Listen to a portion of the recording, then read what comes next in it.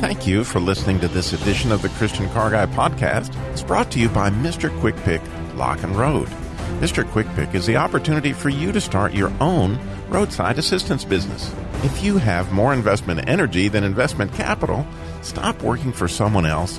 Mr. Quick Pick Lock and Road is the opportunity to have your own home-based business, working directly with auto clubs and leveraging a national brand and marketing strategy. Mr. Quick Pick helps people who have run out of gas, locked their keys in their car, or need a jump start. An A-plus rated company with a Better Business Bureau and the 3-time winner of the Members' Choice Award for customer service. This could be the chance you've been looking for to serve others at the point of crisis and even share your walk with Christ. So whether you're looking for a business opportunity or in need of emergency roadside assistance, choose Mr. Quick Pick Lock and Road. MrQuickPick.com. Now sit back and enjoy this podcast of the Christian Car Guy Radio Show.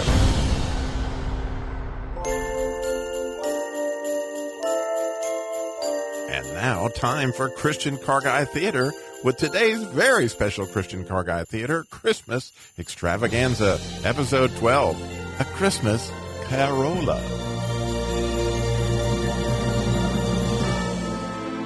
Deputy Eustace's brother Festus was dead, as was Kramer Crankshaft's brother Creighton Crankshaft. Dead as doornails, both of them. And you could agree that this whole story hinges on this morbid fact. And afterwards, you may even agree this concept nails it. For now, follow along with me, and you'll see that these two deceased brothers were at the dead center of Eustace and Kramer's enslavement to worldly pursuits, as well as their repulsion of all things Christian, especially the Christmas season. As isolated as an oyster these two were, with their self-serving attitudes. And now, let's look in and see if we can find a pearl of wisdom in their story. Deputy Eustace was at the jail interrogating his prisoner. So, Stephen, you say you were on school property while it was closed for the holidays, planning a Christmas meal for the hospital bound? Do you really expect me to believe that? Bah humbug! Honest, Deputy Eustace, you can ask Pastor Jack. He had just left when you pulled up. Can't you just call him? Remember the last time you picked me up? You looked pretty foolish. And it's really cold in here, too. Don't you believe in heat? Turn up the thermostat, you cheapskate. Well, wait, now see here, you... Hey, Uncle Eustace, Merry Christmas to you. And may God save you this season. You know, I came by to invite you to our Christmas dinner tomorrow night. You know, Marcy cooks a mean turkey, and afterwards I promise a game of Trivial Pursuit, just like my mom and you used to play when you were kids. Oh, now, what do you have to be all so fired up, Merry, Happy Christmas, Merry this?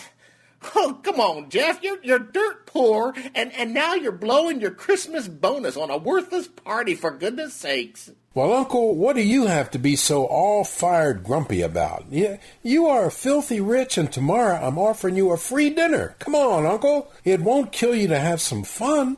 Just one day this year. Hey, what do you have the Simmons kid in here for? Uncle Eustace, it's Christmas Eve, and he's a good kid. I go to church with his family. Church, you say? Well, that's all the more reason I smell a rat. Or is it a church mouse in this case? Sure, you are all poor as church mice, and that's how I know you weren't working on any charity for the hospital. Back off, Uncle.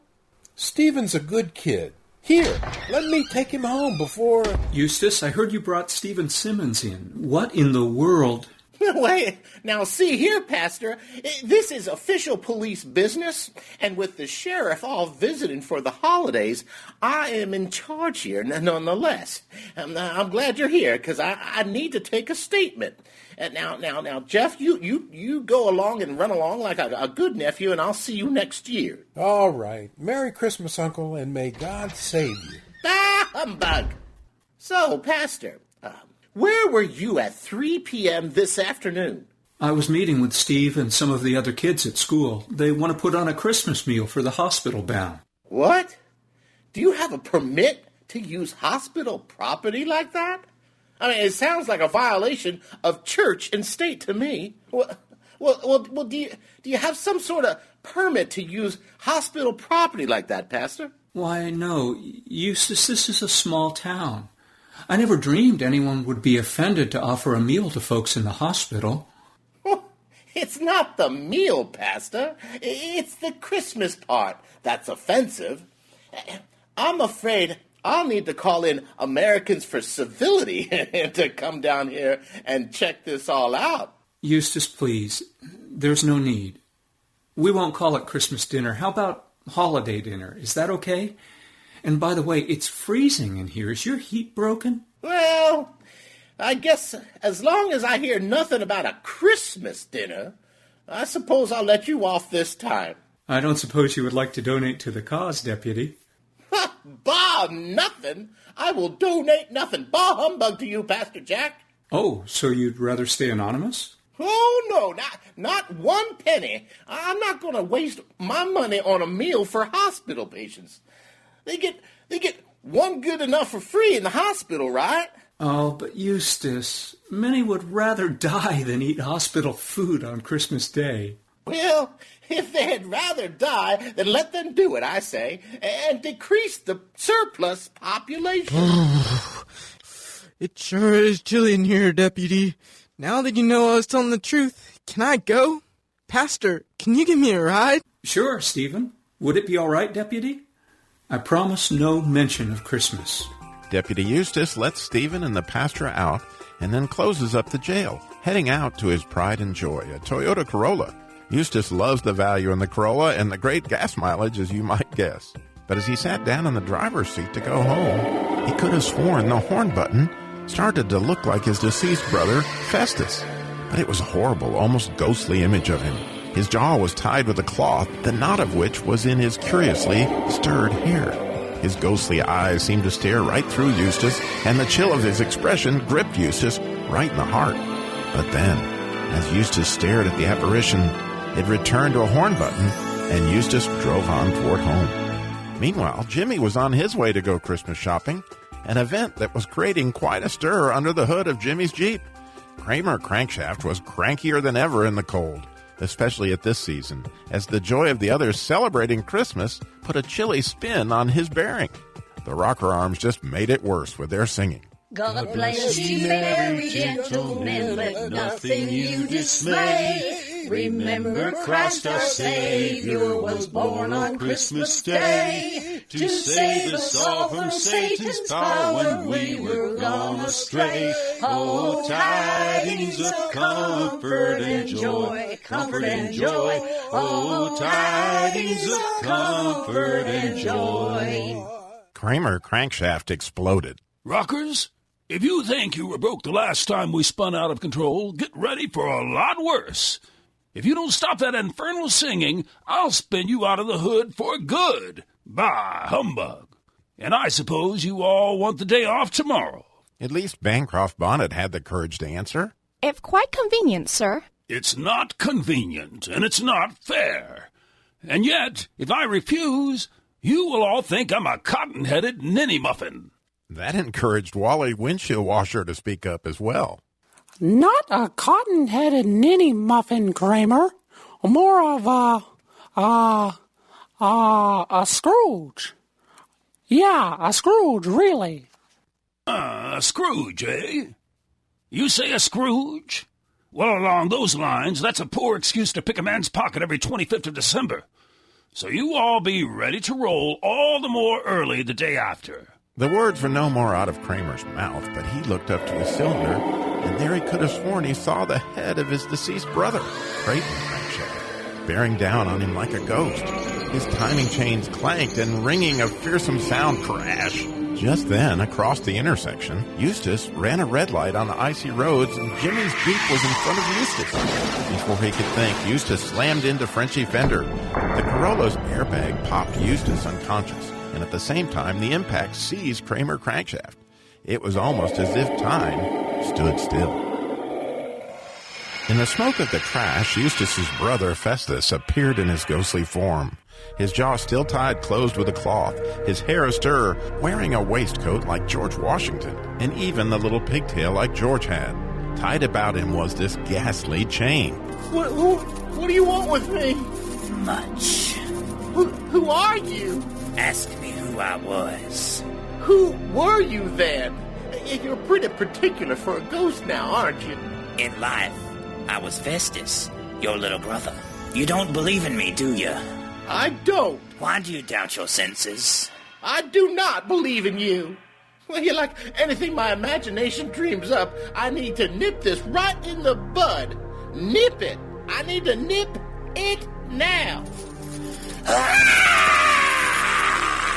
All this commotion seemed to awaken Kramer Crankshaft to his brother Creighton Crankshaft, who was standing in a similar appearance to the ghostly Festus and rattling his timing chain.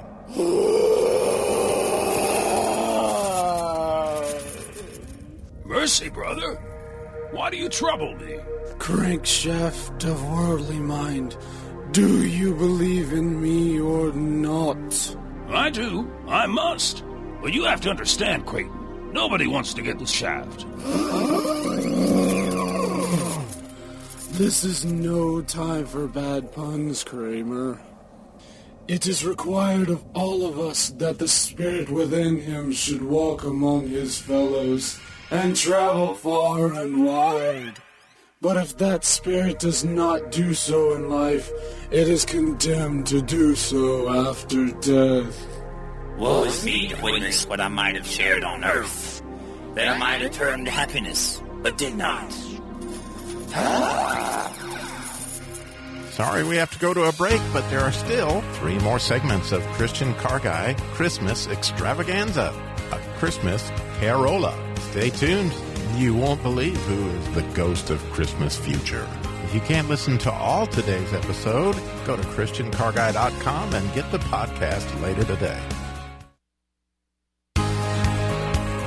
Welcome back to Christian Car Guy Theater Christmas Extravaganza, a Christmas Carolla. We left our heroes, Eustace and Kramer, being visited by their ghostly brothers Creighton and Festus. Why are you chained, brother? I wear the chain I forged in life. I made it link by link and yard by yard. Is the pattern of it strange to you, brother? Or would you know the length of the chain you bear yourself? Eustace, it was as long and as heavy as this 7 Christmas Eves ago, and you have labored on it since. It's a killer chain! Yeah, well, so I suppose you're expecting a chain reaction. Look, but Festus, dear brother Festus, tell me more. Share some comfort with me. I have no comfort to give you, Eustace. It comes from different regions and from different ministers to other kinds of men, brother. Nor can I tell you what I would. I have but little time left. My brother Kramer Crankshaft, I am here tonight to warn you that you may have a chance to escape my fate. A chance and a hope I have gotten for you, brother.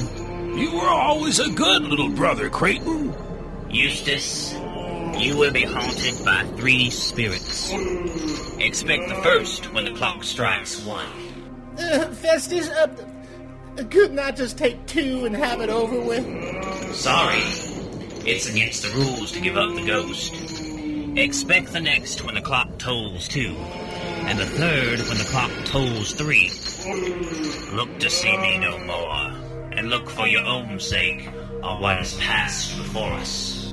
With that, both ghosts, Festus and Creighton, retied their jaws and disappeared into the smoke. No sooner had the 2 ghostly brothers disappeared than the clock tolled 1. With the sound of the bell, both Kramer and Eustace began to look about for the foretold spirits. And when none are seen, both are quick to exclaim, Bah! Humbug! Both Eustace and Kramer now see each other for the first time, and that alone startles both. What? A talking crankshaft? Now, I know this must be a dream. Or maybe I'm just losing it. What? A living dipstick? Because no doubt you measure crude and rude?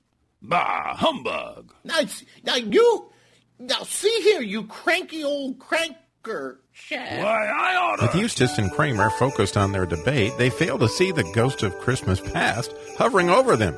It was a strange figure, not so much like a child gas tank, but an older lady gas tank. The supernatural medium, which gave it almost the appearance of a transparency, somehow made it small as a child, though its hair was white with age. Strangely, its face was without wrinkle and tender as you ever saw.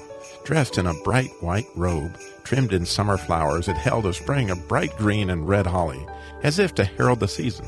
The most amazing feature of all was a brilliant jet of light coming up from its filler neck, through the top of its head. That light illuminated everything, and perhaps that's why it carried an old-fashioned extinguisher-looking hat under its arm. You know, you can't put out a gas fire with water. Then she spoke. Is there any chance you two could direct me to Deputy Eustace and Kramer Crankshaft? I understand they have time and chain issues.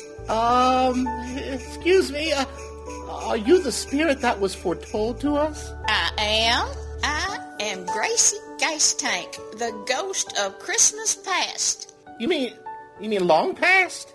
No, your past. As I said, you have time and chain issues. Well, I think you have me mixed up with this guy. I'm no crankshaft. Would you mind putting that extinguisher or cap or whatever that is on your head? You're about to blind me. Yeah, me too. Precisely. The passions of you two would have me wear this cap all these many years, dimming the light so as none can see the reason for the season. Did you not, Deputy Eustace, tell Pastor Jack that you wouldn't have called it a Christmas feast?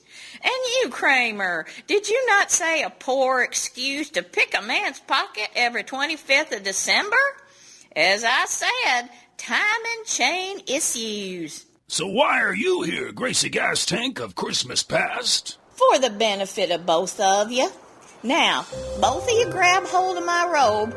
We're in for a little adventure. Take my word for it, it's gonna be a gas. Deputy Eustace and Kramer Crankshaft reach out and touch the robe of Gracie Gas Tank. Gracie is the ghost of Christmas past, and off they head through a winter wonderland. Snow dusting a mountainous village scene, they come to a house where screaming can be overheard. Well, this is my house when I was a boy. It was torn down years ago to make a highway. So what's all the yelling about? If that's who I think it is, then it's my parents. Well, my dad, he was an alcoholic, and when he came home drunk, it was on like Donkey Kong. Why don't we just see what was behind this argument, Eustace? These are your parents, aren't they, Eustace? No wonder we have no money for Christmas, Richard. You went and spent it on another one of your binges. And what's your excuse this time? Like some of your past lame excuses? Like Eustace's coach wouldn't let him in the game. Or the other one, like maybe Festus was talked down to by a teacher. No, I know. No, this one. Bess didn't get the part of Mary in the school Christmas play. You weak, pathetic excuse for a man. Anytime one of the kids has a setback, you multiply it with another one of your dives into the bottle. Now, Margaret, you don't understand. You never understand. You say you love me and the kids, but your idea of love is a screaming fit. And just when Bess needs you the most, her little heart was broken, Margaret, and she wanted that part so bad. And all you can say is that she needs to toughen up, take it on the chin, pull herself up by her bootstraps. And that's the same thing you say to me. Ha! If you were half the man my daddy was, you would teach these kids how to stand up to trouble, not run to a bottle like yours. Gee, the year Bess wanted to be married in a school play was the year my dad killed himself. I always thought it was because of him being a drunk and all, and he couldn't quit. I figured he was just too weak. Once again, we have to pause for a break. For those who may not be able to listen to all of today's episode, remember, go to ChristianCarGuy.com later today and download the entire podcast. Welcome back to this special episode of the Christian Car Guy Show with today's Christian Car Guy Theater Extravaganza, a Christmas Carolla. Be sure and check out ChristianCarGuy.com if you're not able to listen to the entire episode today, as you can download the podcast later, or any previous Christian Car Guy Theater or Christian Car Guy Show. Remember, ChristianCarGuy.com. Now let's get back to the Ghost of Christmas Past, Gracie Gas Tank. Kramer, what happened to your dad? My dad, Kramer Sr., was a drunk too. He went for a spin in December when I was about 8 and never came back. Just then, the hood of the car in the driveway flew open in the wind, and Gracie Gas Tank pointed under the hood. Kramer, have you been ginning again? What's wrong with you? A little piston slap and you have to go get a belt every time. You're just like your father, a good-for-nothing drunk. Why, no wonder the kids disrespect you. I always thought my dad was disappointed in me, that I couldn't crank it like the big boys. But I see I believed a lie. Where did that come from? Come on now, boys. We have much to see and not much time, so grab hold. The threesome took off again in the snow. This time they seemed to go just a few blocks to a nearby schoolyard where children were playing out in the snow. Well, that's the three of us in junior high school. Festus, Bess, and I. Within moments of their arrival, one of the neighbor kids slammed Bess into a tree, cutting her forehead.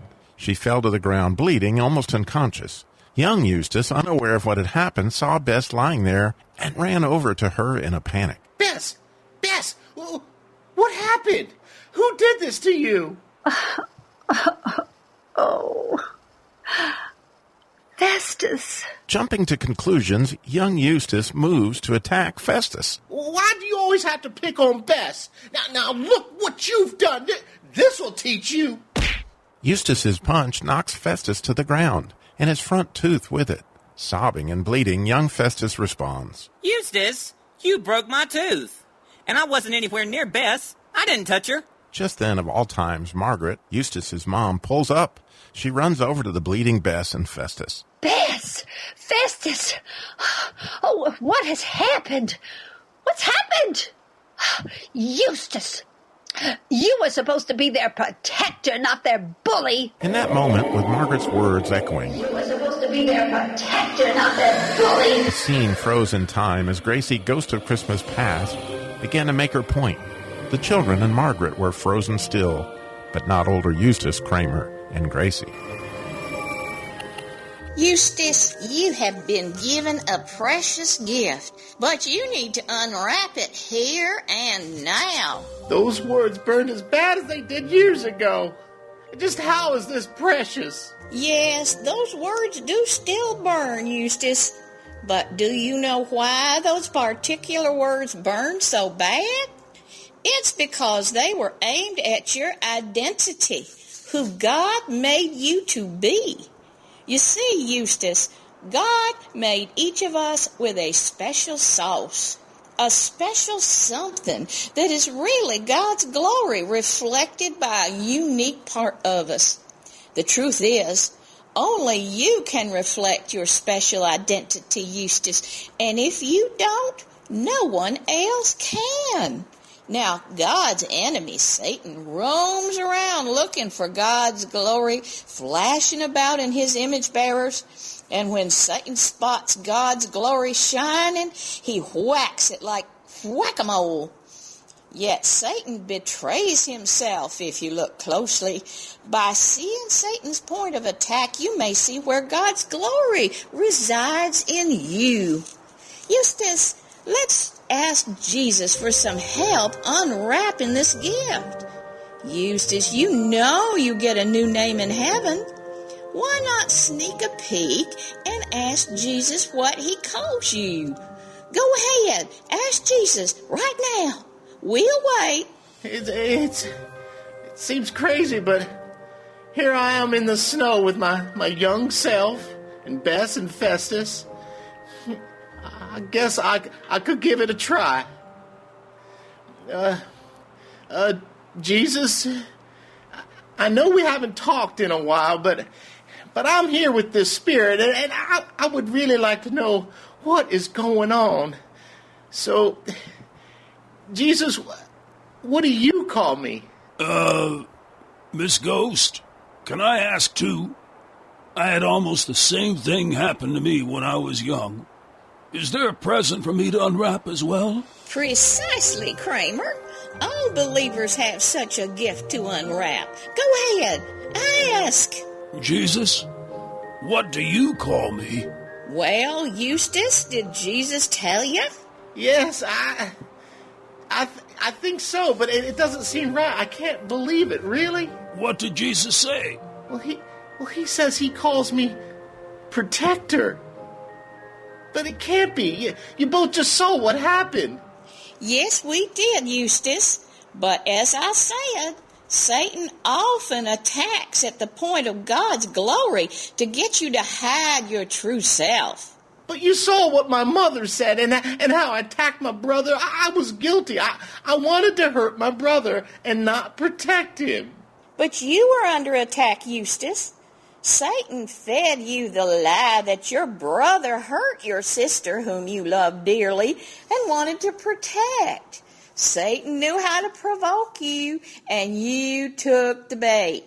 But you were under attack at the point of being a protector. I was guilty. I wanted to hurt my brother, not protect him. I was guilty. So here is your present, if you will unwrap it. Jesus paid it all, and it is only through Jesus' blood that such deep cleansing is available. Eustace, do you want your innocence back? Will you unwrap that gift? It is your innocence card. Do you want it? It all comes down to this. Do you believe Jesus died to free you from that lie you bought into many years ago? That lie that robbed you of being who God made you to be? Protector? Well, I don't know, Spirit. I just don't know. How about you, Kramer? Jesus said he called me driver. But like Eustace, in my mind, that makes no sense. Years ago, I let those pistons push me around. I'm not the driver. I'm just cranky. Well, let's move on, boys. You are needed back at the accident scene. No sooner did the words come out of the spirit's mouth than they were all back at the accident scene. As they arrived, Eustace and Kramer grabbed the extinguisher from the ghost. That's too much light. That's too much light. I can't take it anymore. You need to tone that headlight of yours down. You need to tone that headlight down of yours. With the fading of the ghost of Christmas past came the onset of the next ghost. This one came dressed almost like a Jeep fender, dressed as the Statue of Liberty. Its dress was Christmas green with a white fur hem, and its crown was more like a holly wreath than a pointed Statue of Liberty crown. But no doubt it looked French, and in fact, this was Frenchy Fender, ghost of Christmas present. Bonjour, boys. Vive la Christmas. All right, mon ami, we have much to see. Grab hold of my robe. Now it was almost a blizzard as the threesome flew straight for the hospital. They flew right through the door and into the main cafeteria. There was a magnificent feast. Pastor Jack and Stephen, of course, but the ghost of Christmas present took them over to a familiar family to both Eustace and Kramer, Blake and Dorina Andrews. But where was their son, Matt? Oh, Blake, I'm so worried. Noonan syndrome. The doctor said Matt might have Noonan syndrome. And that could be heart conditions and blood conditions. Oh, Blake, I'm so worried. Don't worry about Mini-Matt, Dorina.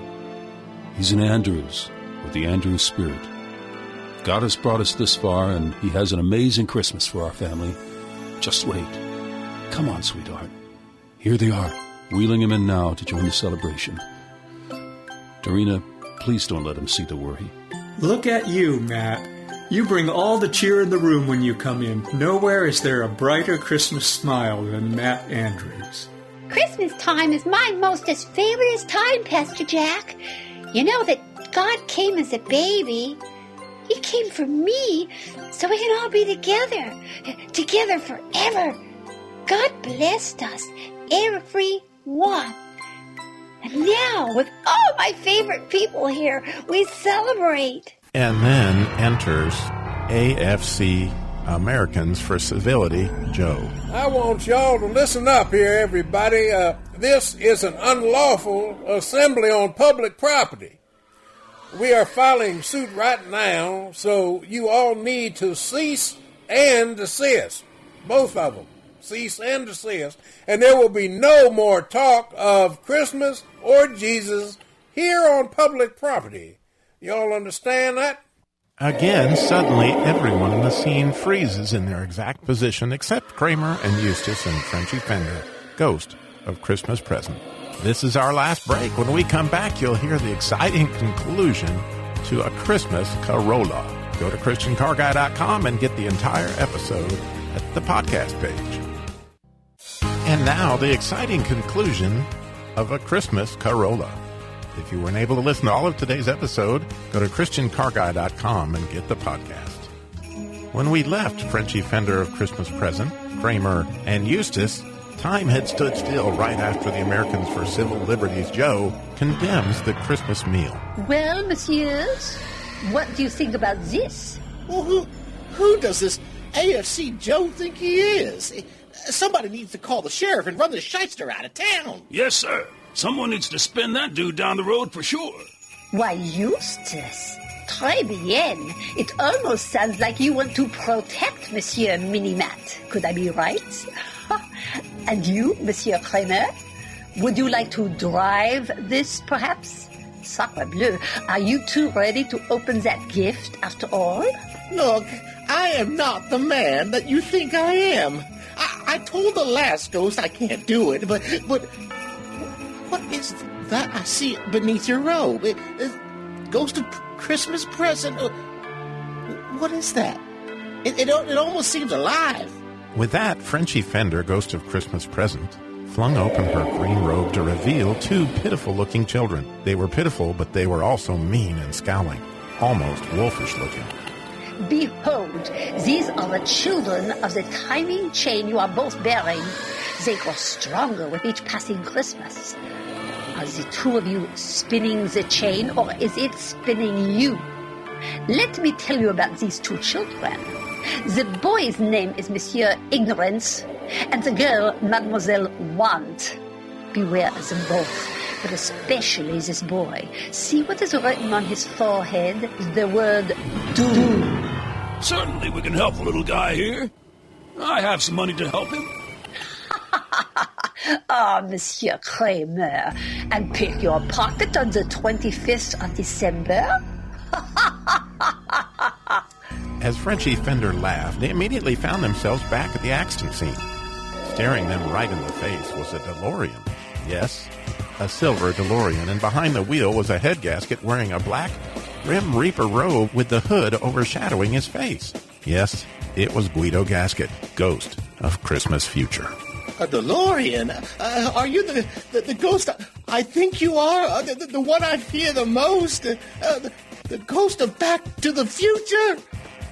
I mean the ghost of the Christmas Future. I'm sorry. You two mugs, get in. I thought the ghost of Christmas Future doesn't talk. You watch too much TV. I said, get in. Eustace and Kramer jump in, and the DeLorean speeds through the time warp to the future. As the dash lights up December 25th, 2018, the DeLorean slows down, coming back to the hospital. The three get out, right into the same cafeteria they had just left. Now pay attention, or I'll have to slap you around. You understand? You're talking about the youth. What's a youth? The youth, you know, Mini-Matt. Now shut your trap and listen to Dorina and Blake. Oh, Blake. This place reminds me about the last time I saw Matt truly happy. And now, here we are on Christmas Day, but there is no Christmas. No one can even mention the word. You know, sweetie, I would have thought God would have sent someone to protect Matt. Someone to drive those lost AFC people out of town. That's it. One more stop for you two. And I'm sure you guessed it. The boneyard. Climb in. The time is almost up. Spirit, before you show us that, just answer this one question. Are these the things that will be, or the things that might be if we don't open our present? All right. You asked, so I'm going to give it to you straight. God knows. And only God knows. And here is our only hope. Good fruit comes from good branches that are connected to a good root that's in good soil. That root is Jesus, God's Son. So you better open up that present. Jesus sacrificed on the cross for your failures, for your sins, for you will be planted. It's your choice. You can either be fruit or fertilizer. Got it? Fruit or fertilizer. Your choice. Here we are at the barnyard. Get a good look at your headstone. The first one reads, Deputy Eustace is now in his casket. Failed to pay attention to Guido Gasket. The next one says, here lies Crankshaft Kramer. His attraction to worms could not be plainer. Your choice. Oh, God, oh, Father, yes. You've made enough. I want the protector that you've made me to be. I want to be the driver you made me to be. I'm not the man I was. I'm not the cranky now. shaft I was. I'm a new man. I'm not the man I was. I'm not the cranky shaft I was. As Kramer and Eustace awoke that morning, the Carolla was in a snowbank, being dragged out as if there was no accident. Eustace awoke to it being towed out and noticed Jimmy's Jeep across the intersection. It, too, was in a snowbank, unhurt. Jimmy walked right up to him. Hey, Eustace, you okay? Sorry it took so long to bring back a wrecker. I'll have you out in no time. I'm alive! I'm alive! Oh, my goodness, I'm alive! Oh, Jimmy, what day is it? It's Christmas Day, Eustace. Are you crazy? Merry Christmas, Jimmy! Merry Christmas, you old Carolla! Merry Christmas, Jimmy's Jeep and Kramer Crankshaft! Oh, I'm as giddy as a schoolboy. Jimmy, can I borrow your crankshaft and head over to the hospital? Here, take the Carolla. Official sheriff business, yeah. And understand there's going to be trouble right here in Beaver County, and that starts with T, that rhymes with C, and stands for Christmas. I guess. Eustace, are you sure you're okay? Okay, I've never felt better. Jimmy, I'm off to the hospital Christmas dinner. Eustace walks over to Jimmy's Jeep, lifting the hood, and he asks, Kramer, are you in there? Yes, sir, Deputy. At your service. And like you, I'm ready to roll. And I mean roll. I understand there's going to be trouble right here in Beaver County. That starts with a T, and it rhymes with C, and that stands for Christmas. Eustace closes the hood, and off they roll to the hospital. I want y'all to listen up here, everybody. This is an unlawful assembly on public property.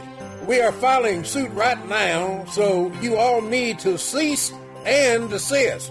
Both of them. Cease and desist. And there will be no more talk of Christmas or Jesus here on public property. Y'all understand that? Excuse me, Mr. Americans for Civility. Let me just have a look at your court order here. Okay. Well, you see, okay, it's not exactly a court order just yet, per se. You see, I am filing this lawsuit just as soon as the court opens. Funny thing, mister, but here in Beaver County we have a law against such a disturbance. Now, I would hate to have to lock you up on Christmas Day, but you leave me no other option, possibly, unless you walk out. Oh, Deputy, he'll be all right. He can share my table. He just needs to open his present this Christmas, right, Deputy? Hey, Mr. Americans for Civility, man. Christmas time is my mostest favoriteest time. You see, God came as a baby, and he came for you and for me. And you don't want to go and make a bunch of ghosts have to come and scare you to believe. You just got to open your present so that we can all be together forever.